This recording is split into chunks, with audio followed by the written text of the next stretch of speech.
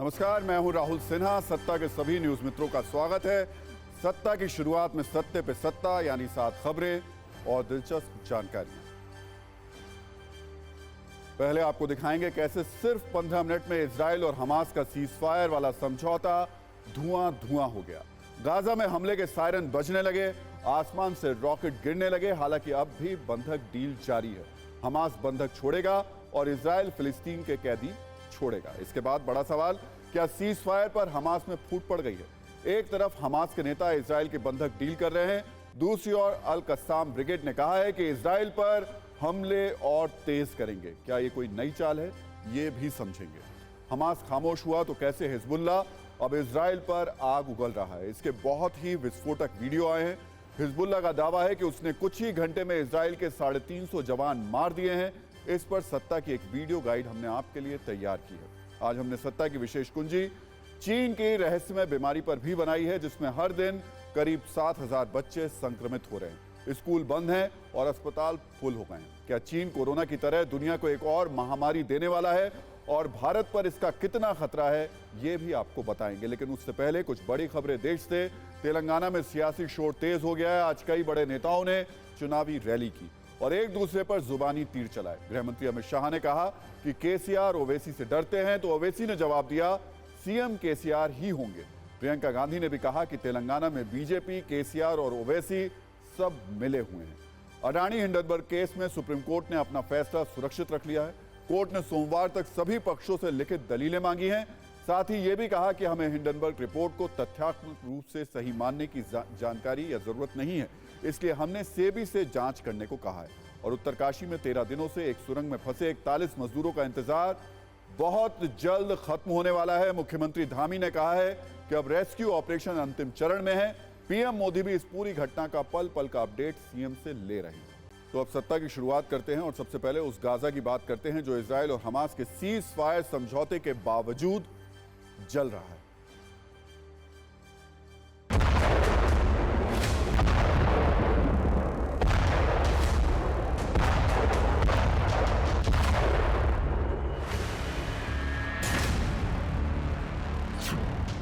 Gaza में बरसा इंतकाम का बारूद, धमाकों में उड़ गया सीज फायर।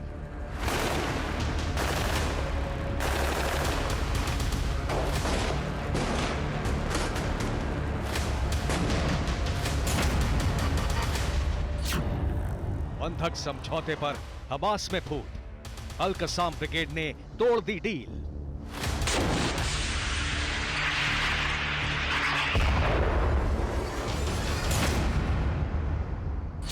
क्या सिनवार की चाल है सीजफायर? इजराइल के हाथ से निकलेगा गाजा।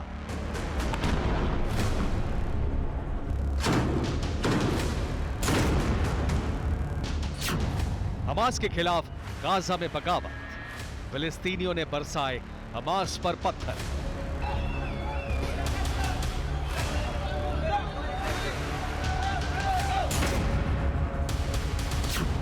हिजबुल्लाह ने बढ़ाई इजराइल की टेंशन, आईडीएफ का मिट्टी में मिलाने वाला बारूदी एक्शन।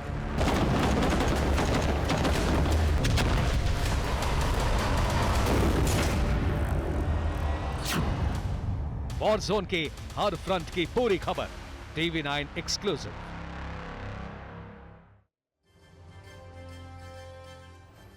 तो गाजा पर इजराइल और हमास एक डील करते हैं। डील बंधक के बदले हमले ना करने की, समझौता सीज फायर का। तय किया जाता है कि 96 घंटे तक कोई एक दूसरे पर हमला नहीं करेगा। इजराइल एक बंधक के बदले 3 फिलिस्तीनी कैदी छोड़ेगा। लेकिन कैसे इस डील की सिर्फ 15 मिनट के अंदर ही बम धमाकों में धज्जियां उड़ा दी गई, आज हम आपको इसके कई चौंकाने वाले वीडियो सबूत दिखाने जा रहे हैं।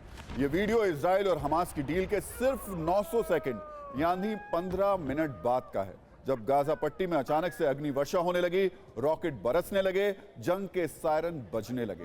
दावा किया जा रहा है कि हमला इजराइल की ओर से किया गया, जबकि इजराइल का कहना है कि पहले हमास ने समझौते का उल्लंघन किया।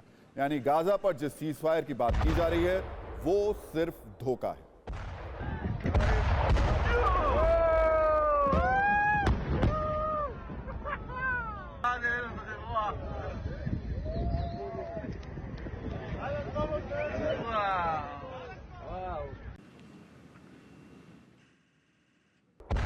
गाजा पट्टी में इजराइल के ग्राउंड ऑपरेशन के कई और भी विस्फोटक वीडियो सामने आए हैं। ये वीडियो भी आईडीएफ की एयर स्ट्राइक का है जो अल शिफा अस्पताल के पास की गई, जिसे अस्पताल कम और हमास का कमांड सेंटर ज्यादा कहा जा रहा है। इजराइल ने यहां भी मिसाइल अटैक किया और हमास के सुरंग जाल को तहस नहस कर दिया।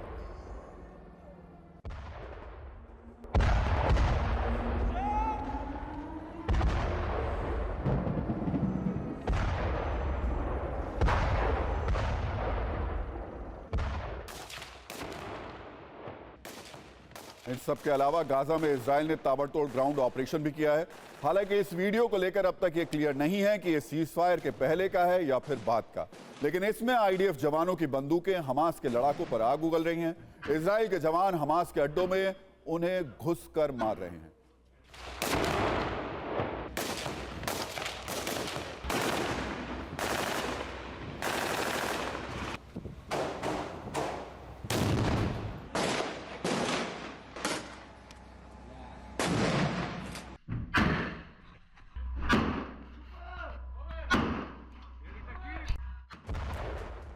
यानी गाजा में पिछले कुछ घंटों में जो कुछ हुआ, जिस तरीके से सीजफायर समझौते के तुरंत बाद गाजा धुआं धुआं हो गया, उसे देखकर कह सकते हैं कि ये युद्ध विराम सिर्फ नाम का है।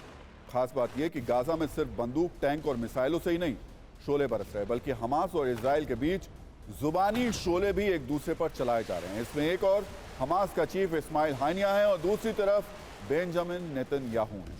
इस्माइल हानिया ने सीजफायर को अपनी जीत बताया है, जबकि नेतन्याहू ने कहा कि जंग में जीत अगर किसी की होगी तो वो सिर्फ इजराइल है। हानिया ने कहा कि 49 दिन की जंग के बाद इजराइल पूरी तरीके से फेल हो गया है, जबकि नेतन्याहू ने एक बार फिर कसम खाई है कि हमास का खात्मा अटल है और इसे कोई नहीं रोक पाएगा।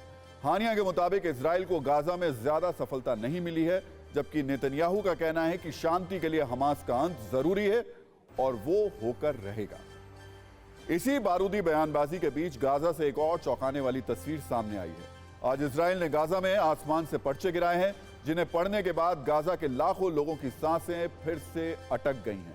खतरे के सायरन बजने लगे हैं। ये पर्चे इजराइल की ओर से सीजफायर के ऐलान के बाद गिराए गए हैं। इन पर्चों में इजराइल की ओर से गाजा और हमास के लोगों के लिए विस्फोटक संदेश लिखा था कि जंग अभी खत्म नहीं हुई है, ये युद्ध विराम अस्थायी है, यानी सिर्फ 4 दिनों के लिए ही है और इसके खत्म होते ही गाजा पर इजराइल के हमले फिर से शुरू हो जाएंगे।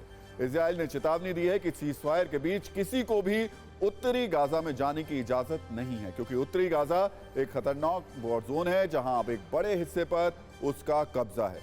इसीलिए इजराइल ने पर्चे में गाजा के लोगों को अल्टीमेटम दिया है कि कोई भी नॉर्थ गाजा की ओर ना लौटे। सलाह अल दीन रोड से सिर्फ साउथ गाजा जाने की इजाजत है। आज इजराइल ने गाजा को लेकर एक और ऐसा कदम उठाया जिससे साबित होता है कि सीजफायर सिर्फ एक दिखावा है।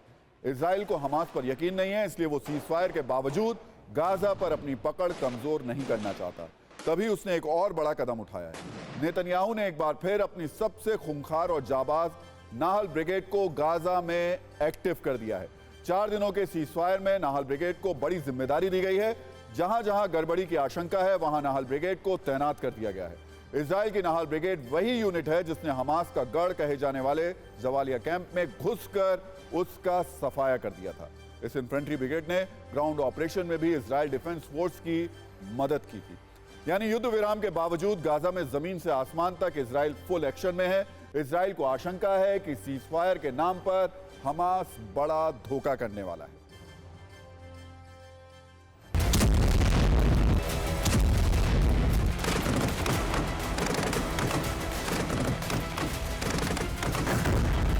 היום התקבלה רשימת שמות ראשונית של נשים וילדים חטופים העתידים להשתחרר בשלב הראשון. מסרו את ההודעות ברגישות ובהסתייגות. מורכבים, שום דבר לא סגור עד אשר אכן הוא קורה בפועל.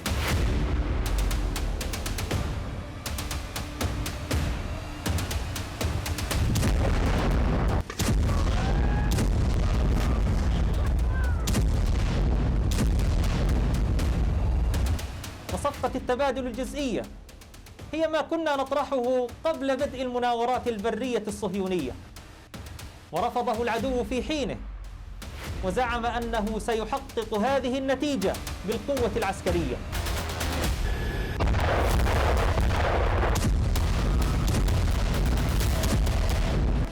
وإطالة أمد معاناتهم، ناهيك عن فقده أعدادا كبيرة جدا من جنوده قتلى وجرحى.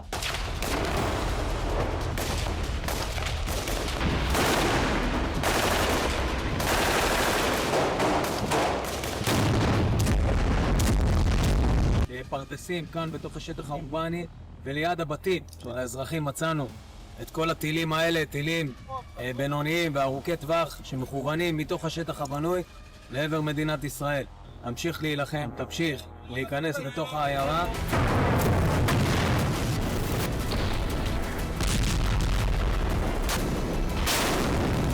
אנחנו נמצאים במסגד בג'באליה, אפשר לראות את הפיר שנמצא כאן, פיר מבצעי.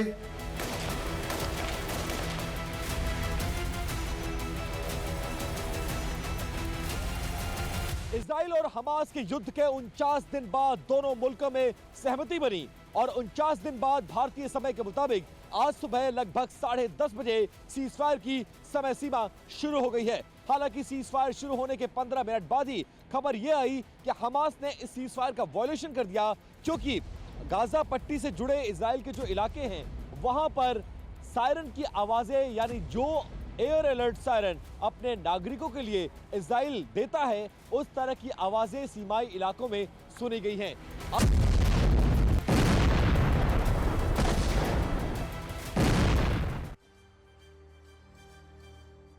तो गाजा में सीजफायर के बाद जो धुआं उठा है उसमें कई और भी सवाल उठे हैं।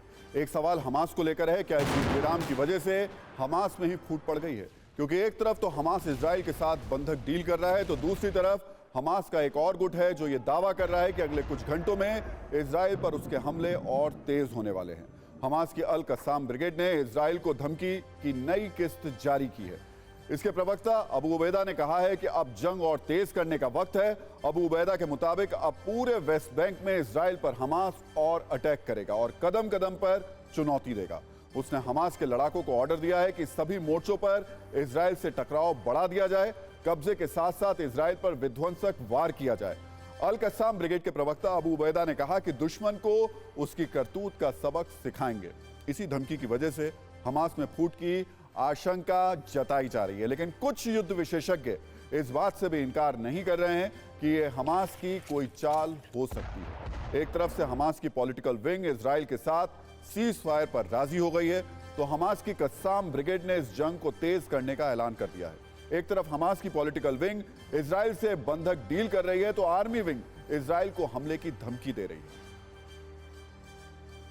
इस बीच हमास के टॉप कमांडर याह्या सिनवार को लेकर भी इजराइल में एक नया डर वायरल है। इजराइल के अखबार यरूशलेम पोस्ट के मुताबिक इजराइल के रक्षा विभाग को लगता है कि याह्या सिनवार ने सीज फायर के नाम पर इजराइल को धोखा दिया है और ऐसा हो भी सकता है।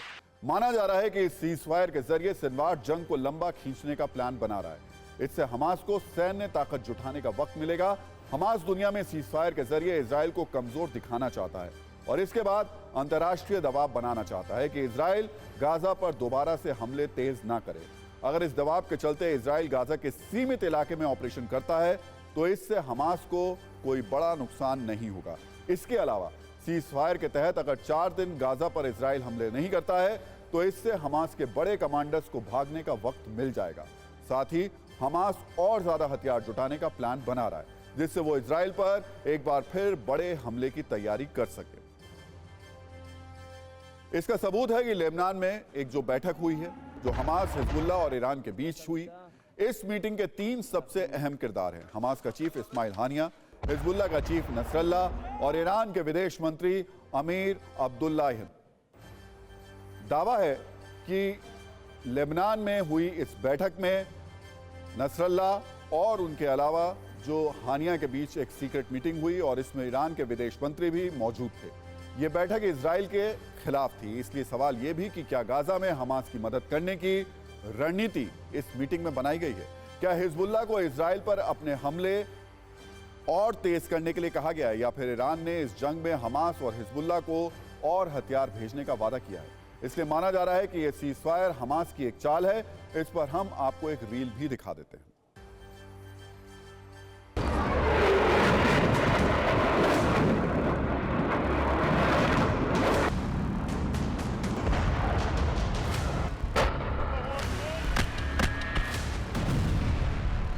इजराइल और हमास की जंग के 49 दिन बाद सीजफायर की नौबत तो आई, लेकिन सीजफायर के ऐलान के साथ ही हमास में 2 फूट पड़ती हुई नजर आ रही है। हमास की जो अल कस्साम ब्रिगेड है, उसके प्रवक्ता अबू उबैदा ने बाकायदा एक टेलीविजन चैनल पर सामने आकर यह ऐलान किया कि वेस्ट बैंक और दूसरे मोर्चे पर इजराइल के खिलाफ जंग को बढ़ाया जाएगा। इसके जरिए ये संदेश जा रहा है कि कहीं ना कहीं सीजफायर के मुद्दे पर अल कस्साम ब्रिगेड और हमास के लड़ाके एक बात नहीं है। ये वो ब्रिगेड है जो ज्यादातर वेस्ट बैंक के इलाके और दूसरे मोर्चों पर बहुत ज्यादा टक्कर दे रही है।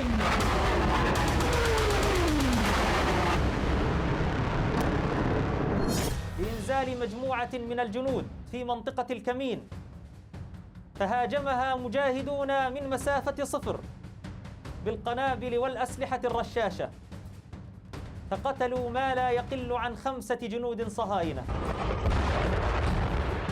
اضرب!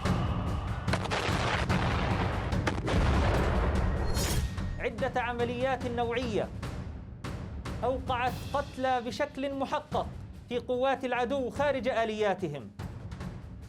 كان أبرزها نزلوا من ناقلة جند شرق مستشفى الرنتيسي في حي الشيخ رضوان.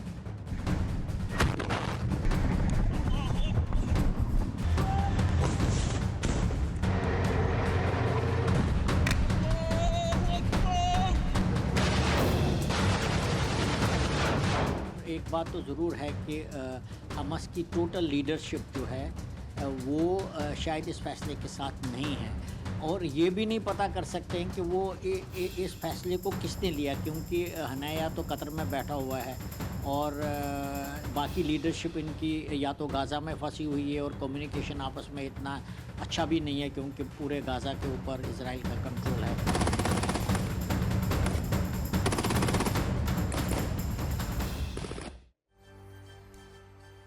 और सीधे चलते हैं वॉर जोन, जहां मेरे सहयोगी विपिन चौबे इस वक्त मौजूद हैं। विपिन, बड़ी अजीब सी स्थिति देखने को मिल रही है।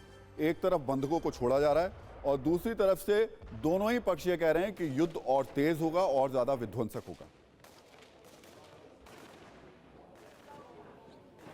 जी बिल्कुल, प्रधानमंत्री नेतन्याहू ने 7 अक्टूबर को ये स्टेटमेंट दिया था और 7 अक्टूबर से लेकर आज 50वां दिन हो गया है, 49वां 50वां दिन, और इस 50 दिनों में लगभग 50 बार इस वादे को दोहराया है कि हम तब तक नहीं रुकेंगे जब तक हमास का खात्मा नहीं कर देते हैं। सीज फायर हुआ है, उसमें एक शर्त उन्होंने ये डाली कि इसे विराम समझिएगा, अंत मत समझिएगा, और इस सीज फायर के बाद जब हम दोबारा से शुरू करेंगे तो दोगुनी ताकत के साथ शुरू करेंगे। और ये मानकर चलिए कि जिस तरह से आज अल कस्साम ब्रिगेड का बयान आया है और उसके बाद जिस तरह से रीयूनाइट हो रही है ये फौज, उसके बाद आपके पीछे बहुत सारी स्क्रीन्स दिखाई दे रही हैं, ये क्या है, थोड़ा सा आप बता पाएंगे, समझा पाएंगे?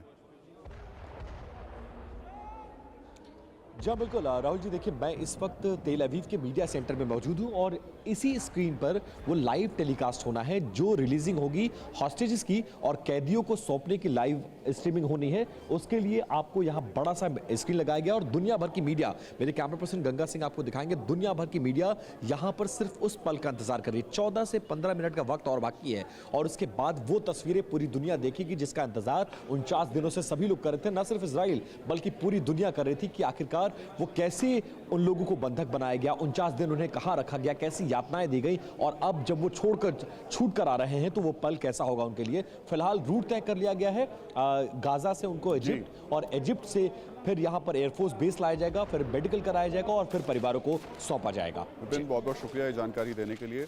तो लेकिन तस्वीरें जो आप दिखा रहे हैं, जो आप बात कह रहे हैं, उसमें और जो वाकई ये लोग चाह रहे हैं, बहुत थोड़ा सा अंतर देखने को ज़रूर मिल रहा है। इजराइल और हमास कह तो रहे हैं कि उन्होंने सीज़ फायर की बात की है, कह ये भी रहे हैं कि बंधक छोड़ेंगे, लेकिन उसके साथ साथ जो धमकियां दे रहे हैं, जिस तरीके की तस्वीरें दिखा रहे हैं, वो वाकई ख़तरनाक है। इजराइल और हमास के बीच 48 दिनों से युद्ध जारी है। 7 अक्टूबर के इस बाद अपने इजराइल हमास को ख़त्म करने के जो उसका एक तरीके से कह सकते हैं प्रण है, उसे लेकर गाजा पर जमकर बम बरसा रहा है। इजराइल भले ही आतंकवादियों को ख़त्म करने के लिए बमबारी करता रहा हो, लेकिन ज़्यादातर मौत गाजा की महिलाओं और बच्चों की हुई है और ये सब कुछ इजराइल पर हमास के हमले के बाद शुरू हुआ है। ऐसे में गाजा के फ़िलिस्तीनियों की एक आबादी ऐसी है जो हमास के खिलाफ खड़ी होने लगी है।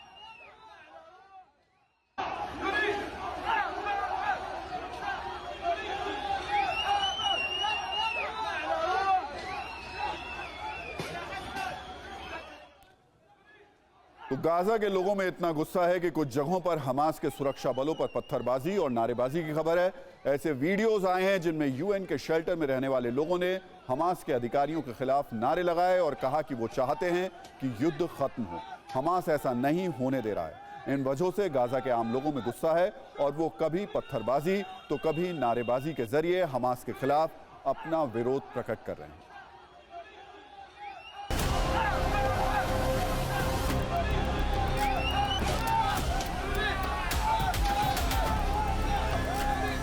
हमास के लड़ाकों ने जिस तरीके से इजराइल पर हमला किया और उसके बाद इस युद्ध का ऐलान इजराइल की तरफ से किया गया, उसके बाद अब तक जो हमला और युद्ध शुरू हुआ 49 दिनों में उसका सबसे बड़ा खामियाजा हमास के लड़ाकों के साथ साथ फिलिस्तीन की धरती पर रहने वाले आम लोगों को चुकाना पड़ा।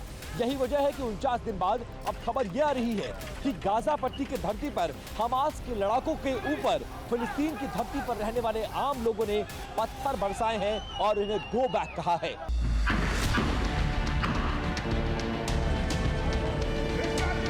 गाजा के लोग कभी भी पूरे तरीके से हमास के साथ नहीं थे।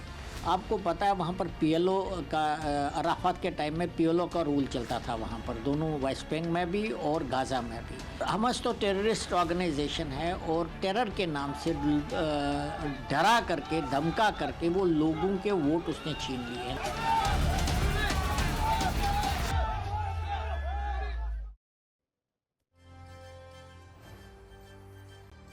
और सत्ता में बात अब उस चीन की जो दुनिया में नई नई समस्याओं और बीमारियों की जड़ बन रहा है, वजह बन रहा है, फैक्ट्री बनता जा रहा है।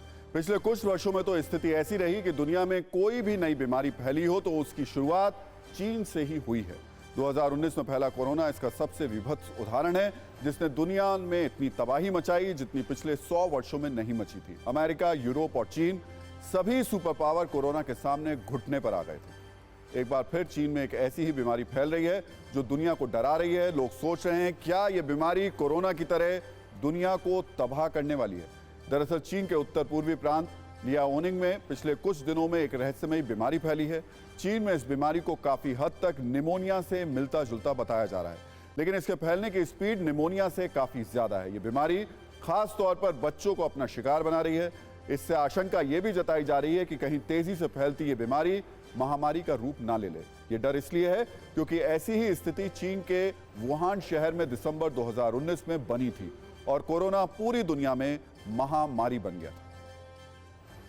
इसमें सबसे ज्यादा खतरा बच्चों को है। बच्चों में यह संक्रमण बहुत तेजी से फैल रहा है। इस बीमारी के कारण बच्चों के फेफड़ों में सूजन आ रही है, सांस लेने में परेशानी हो रही है, लगातार खांसी और तेज बुखार हो रहा है। यह संक्रमण इतनी तेजी से और इतनी बड़ी आबादी में फैल चुका है कि अस्पतालों में बेड मिलना मुश्किल हो गया है। अगर किसी क्लास के बच्चों में ये लक्षण दिखते हैं तो पूरी क्लास को रद्द किया जा रहा है।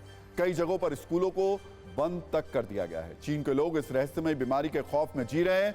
उन्हें यह समझ नहीं आ रहा कि ऐसा हुआ क्या कि ये रोग इतनी तेजी से फैल रहा है।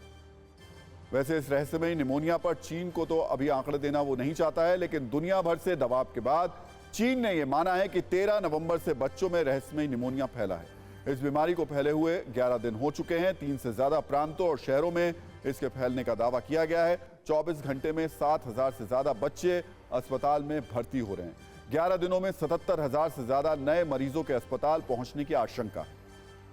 वैसे तो चीन इस बीमारी को छिपा लेता, लेकिन जिस लियाओनिंग प्रांत में यह रहस्यमय बीमारी फैली है वो राजधानी बीजिंग से करीब 700 किलोमीटर दूर है, लेकिन इसके कुछ केस राजधानी बीजिंग में भी मिले हैं, जिसके बाद चीन के लिए इसे छिपाना मुश्किल हो गया है। इसलिए चीन खुद दुनिया को इस बीमारी के बारे में बताने के लिए सामने आ गया है। 13 नवंबर 2023 को चीन के राष्ट्रीय स्वास्थ्य आयोग ने दावा किया कि लियाओनिंग और बीजिंग में सांस से जुड़ी बीमारी तेजी से फैल रही है।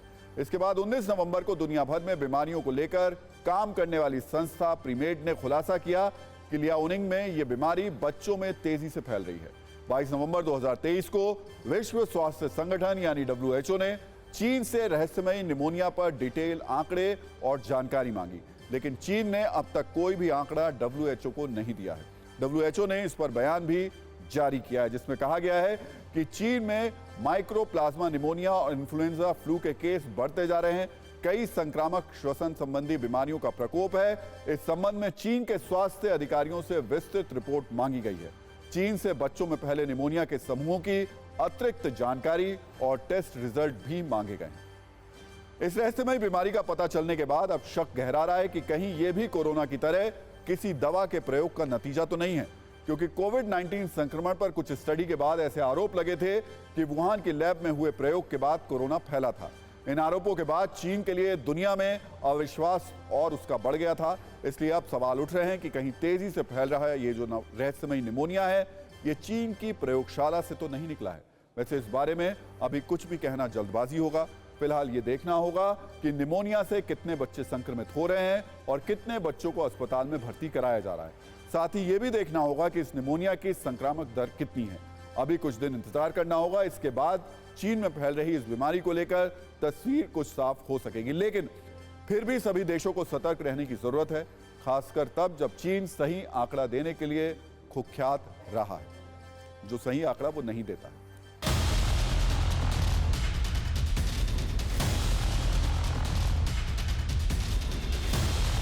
इतने रैपिड टेस्ट हैं कि चाहे वो वायरल हो चाहे बैक्टीरियल हो, हम 24 से 48 घंटे में उसको आइडेंटिफाई कर सकते हैं। और ये मैं मानता ही नहीं कि वो आइडेंटिफाई नहीं हुआ है, हो चुका है, लेकिन बता नहीं रहे हैं। इवन वो WHO को नहीं बता रहे हैं।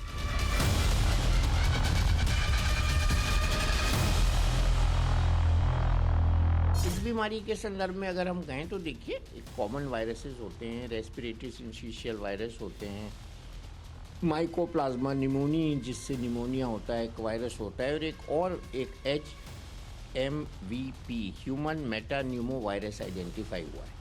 तो अगर ये हुआ है तो बताने में कोई हर्ज नहीं है। ये भी हम जानते हैं, पूरा विश्व जानता है कि वायरल बीमारियों का कोई खास इलाज नहीं है।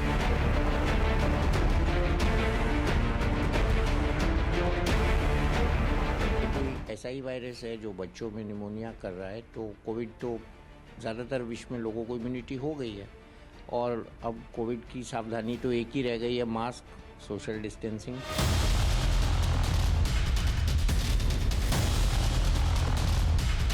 पॉल्यूशन और जो वायरसेस हैं उनमें एंटीबायोटिक रेजिस्टेंस का डेवलप होना, जो कि आपने बताया मुद्दा मेन, और इसके अलावा एक म्यूटेशन होता है हर बैक्टीरिया वायरस में, वो इसका कारण होता है।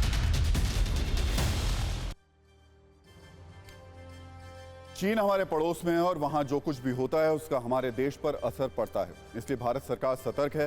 हालांकि स्वास्थ्य मंत्रालय ने कहा है कि हम चीन में तेजी से फैल रही इस बीमारी पर बारीकी से नजर बनाए हुए हैं और अभी इसके भारत में फैलने की आशंका थोड़ी कम है। अगर दुनिया में नई नई बीमारी फैलने वाले देश को कोई अवार्ड देने की बात हो तो चीन को इसमें कोई देश टक्कर नहीं दे पाएगा। अगर बहुत पुरानी बात ना भी करें तो भी इस सदी में चीन ने दुनिया को कई महामारियां दी हैं। सिर्फ 21वीं सदी की बात करें तो 2002 में सार्स संक्रमण सबसे पहले चीन से ही फैला था। WHO के अनुसार इस महामारी में मृत्यु दर 9.6% थी और ये दुनिया के करीब 37 देशों में फैल गया था। इसके बाद 2003 से एवियन फ्लू नामक बीमारी चीन से ही फैली। ये वायरस चीन समेत एशिया, यूरोप और अफ्रीका में फैलना शुरू हुआ। 2013 में इंसान के संक्रमित होने का मामला चीन में भी सामने आया। 2007 में चीन से स्वाइन फ्लू के फैलने का भी दावा है।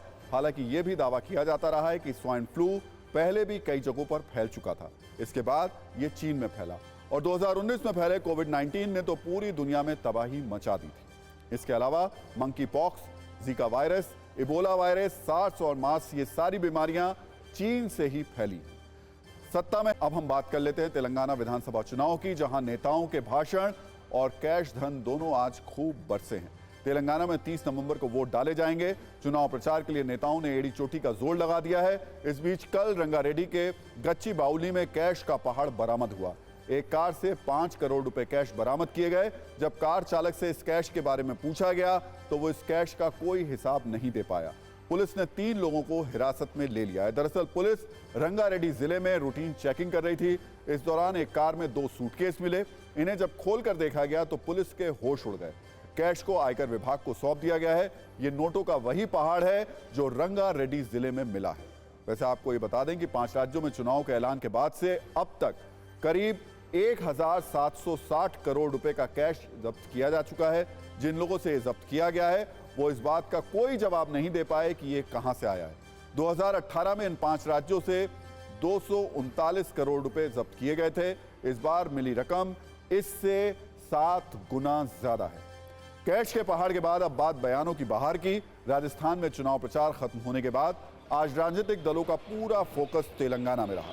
गृह मंत्री अमित शाह, रक्षा मंत्री राजनाथ सिंह, कांग्रेस महासचिव प्रियंका गांधी, असदुद्दीन ओवैसी समेत कई बड़े नेताओं ने तेलंगाना में धुआंधार प्रचार किया और विरोधियों पर हमले किए। प्रियंका गांधी ने दावा किया कि बीजेपी, केसीआर और ओवैसी मिले हुए हैं, तो अमित शाह ने कहा कि केसीआर ओवैसी का ऑर्डर मानते हैं, जबकि ओवैसी फिर से के चंद्रशेखर राव यानी केसीआर के सीएम बनने की बात कर रहे हैं। चुनावी मैदान में आज के राजनीतिक हमले काफी तीखे थे, जिससे साफ संकेत मिल रहे हैं कि और जितने दिन प्रचार होगा, बयानों में तीखापन उतना बना रहेगा।